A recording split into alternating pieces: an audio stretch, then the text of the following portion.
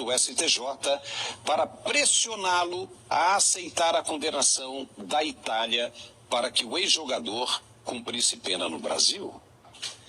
De acordo com o jornal, a primeira-dama ligou pessoalmente e ainda também teria feito lobby com os outros ministros. Mas o que é isso? Na coluna, o jornal diz que o voto do ministro relator já estava em sintonia com o que queria Janja.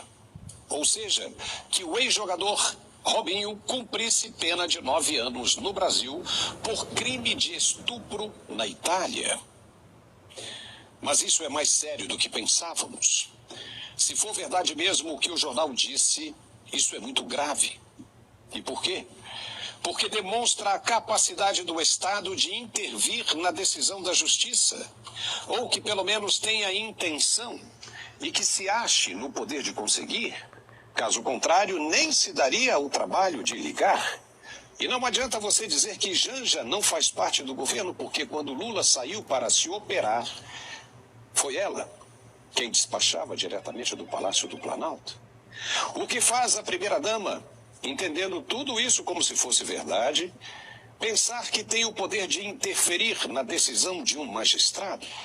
Senão a segurança de que o poder, acima de tudo, está em suas mãos, está sob seu inteiro controle, entendeu? E até que ponto a justiça estaria de acordo? Até onde vai o poder de influência da primeira-dama sobre o judiciário? E não é um judiciário qualquer de primeira instância, não. Juizado de comarca, não. É o Superior Tribunal de Justiça, um passo antes do STF, que é a Suprema Corte. Se a condenação do marido dela foi anulada por suspeita de influência externa na decisão que culminou com a prisão dele, não seria essa a mesma situação?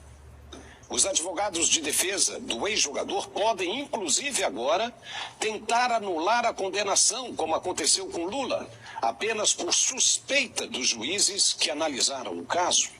Entendeu agora a gravidade dessa situação?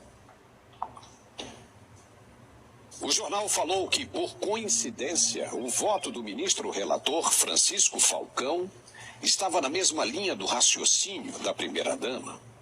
Mas e se não estivesse? Mas o que fez ela acreditar que poderia ligar para um magistrado e pressioná-lo a fazer o que ela queria? Como fica agora a segurança jurídica? Isso precisa ser esclarecido o mais rápido possível, não pode ficar assim. E o jornal, por sua vez, também tem de apresentar provas do que disse.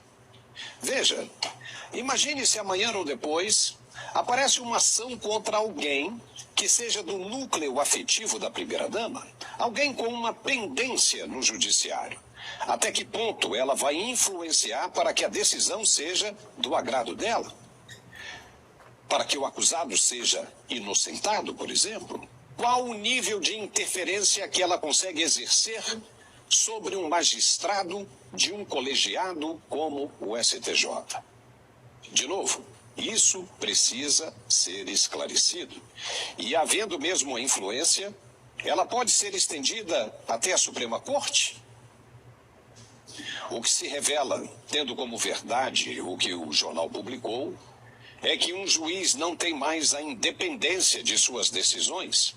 Vai votar e decidir apenas com base no que alguém ligado ao governo decidiu antes dele.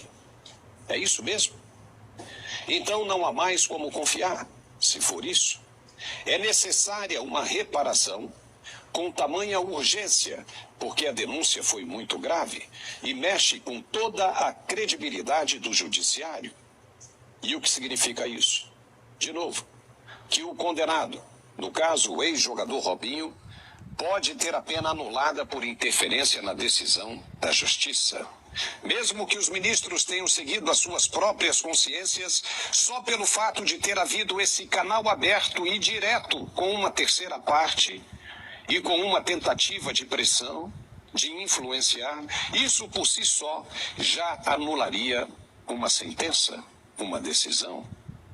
Esse canal, que deveria ficar entre as duas partes envolvidas apenas, foi maculado, foi violado, exatamente como acusam de ter acontecido com o ex-juiz Sérgio Moro.